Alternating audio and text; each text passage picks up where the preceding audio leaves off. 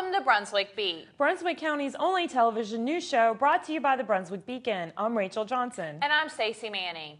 Annual 9/11 memorial services filled the day Tuesday. Events began with the morning memorial mass in North Myrtle Beach, South Carolina, and continued with a motorcade up US 17 in Brunswick County. The Lions Club and others waved flags from the North Carolina 130 overpass in Charlotte. The motorcade continued up to Brunswick Community College for the annual 9/11 memorial ceremony. An evening memorial service also took place at Charlotte Middle School.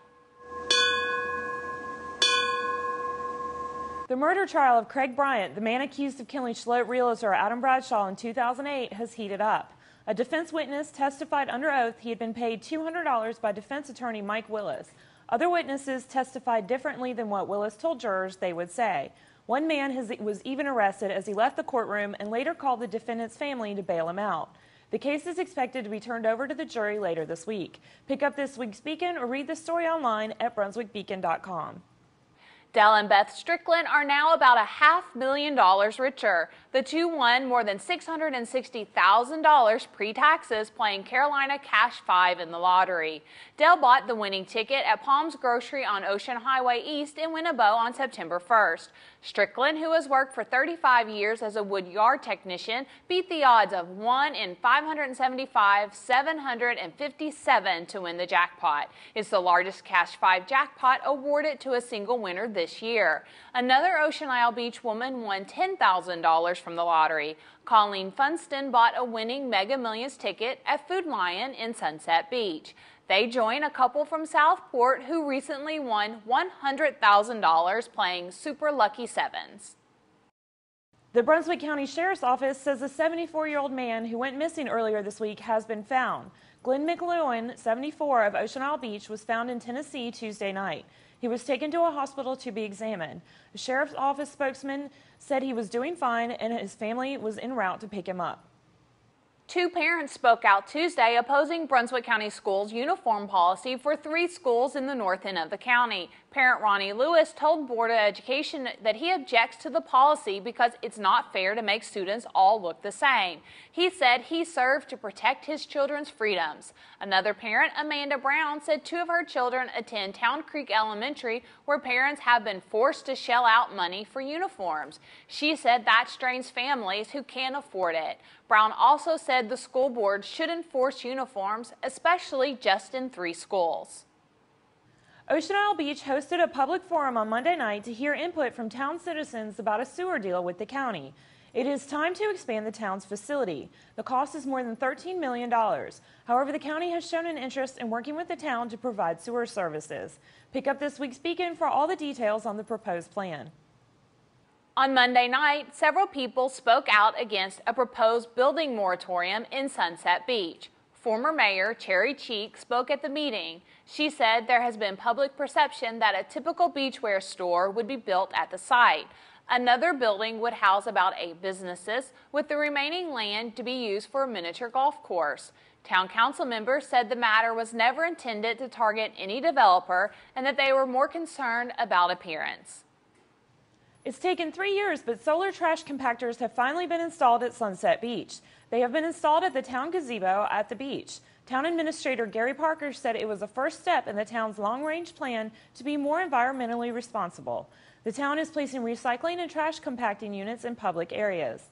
The units compact refuse and through sophisticated software signals the town public works department when the units need to be emptied. The town secured a $2,600 grant for the units and plans to pursue more grants in the future.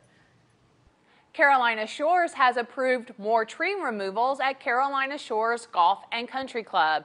Town Administrator Mike Hargett wrote a letter last week to the golf course manager, Philip Bureau, saying Phase 2 of holes 13 through 15 has been approved.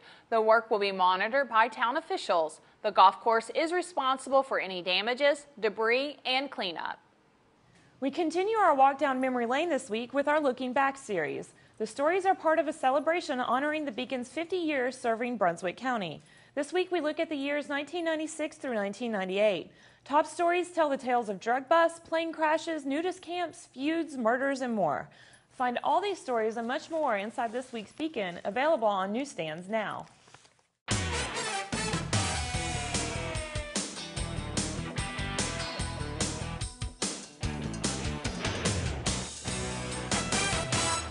Welcome to the Beacon Sports Report. Ocean Isle Beach surfers claimed first place in 8 of 18 categories on Saturday and Sunday at the second annual Oyster Festival Surf-Off.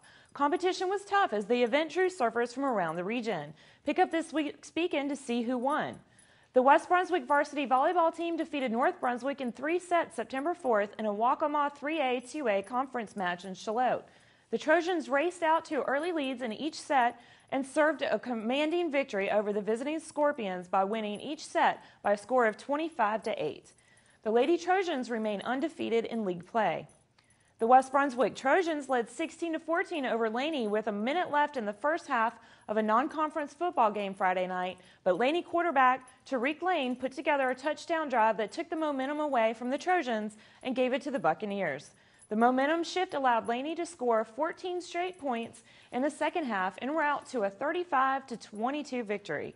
The West Brunswick High School cross-country teams won the season-opening meet September 4th, and South Brunswick had the top runners in the boys and girls races.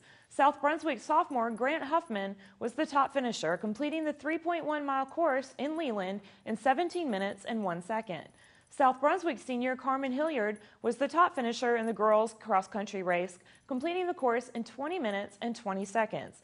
In the boys' race, the Trojans had 5 runners in the top 8 and finished with 27 points. West's top finisher in the 36-runner race was junior Spencer Waters, who placed 3rd overall. West's top finisher in the girls' race was junior Karina Sierra, who placed 3rd overall. Read all these stories and see more great photos in this week's sports section of the Beacon.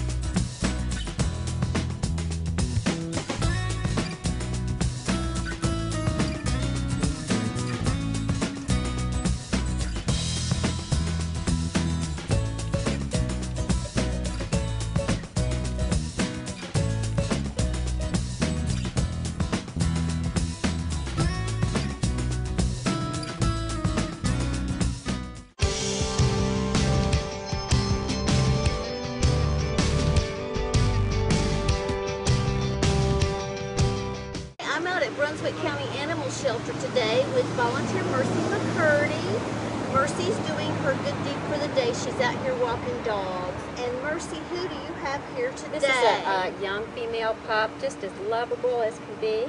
She's looking for a great home. She is just feisty and she's got energy and she's adorable. Yes. So she would make a great pet for somebody who would like to come out and visit with the dogs and cats at the shelter, right? Yes. Yes. And so come on out. They're open to the public Mondays through Thursdays from 10 to 5:30, on Fridays from 10 to 4:30, Saturdays from 10 to 1:30.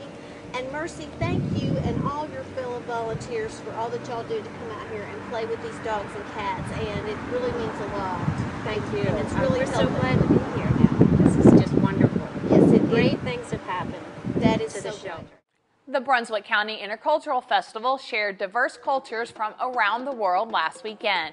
The annual festival drew hundreds of people throughout the day. They came to learn about the world and their neighbors right here in Brunswick County. It included international food tastings, an international pavilion, vendors, and a full day of entertainment. Stay tuned at the end of the show for more images from the festival.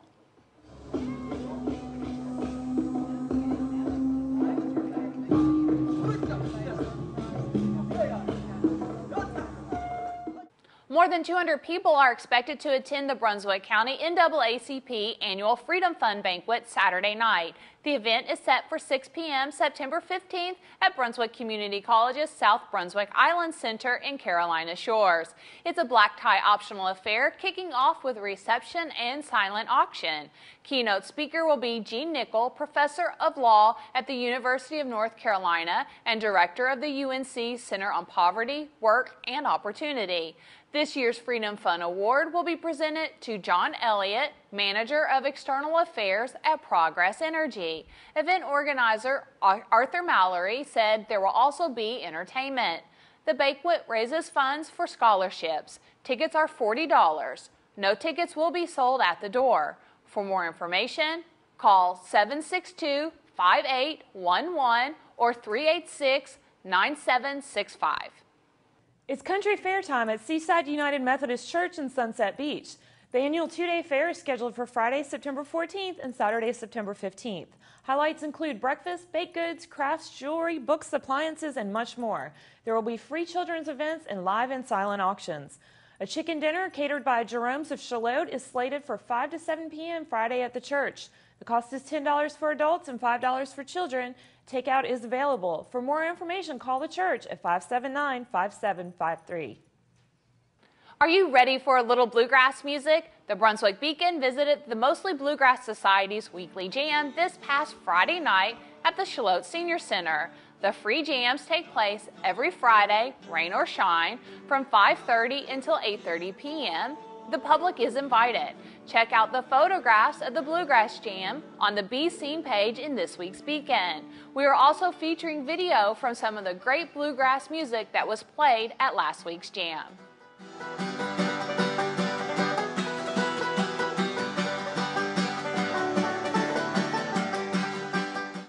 A heart-filled lineup of entertainment, including performers from Brunswick County, will be featured at the first Greater Cape Fear Variety Show this Friday night in Wilmington. It's to raise funds for the American Heart Association. Proceeds from the 8 p.m. show at the Scottish Rite Temple will benefit the Cape Fear chapter of the Heart Association.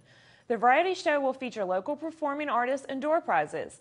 Tickets are $10 and may be purchased in advance at Market Street Pharmacy in Wilmington, or call 228-8101, 231-9844, or 538-9270.